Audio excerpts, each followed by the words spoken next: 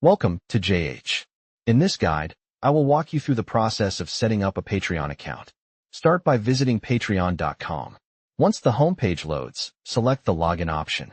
You can sign up using Google, Apple, Facebook, or your personal email address. For this demonstration, we will use an email, so I will enter that now. After entering your email, hit Continue.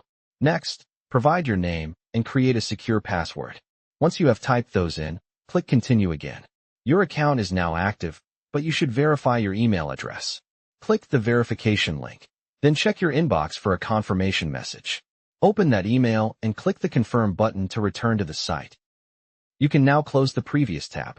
Select your country of residence from the list and save your settings. You also have the option to upload a profile picture here. Finally, head to the home screen to see that you are successfully logged in. Thanks for watching. If this was helpful, please like the video and subscribe for more tutorials.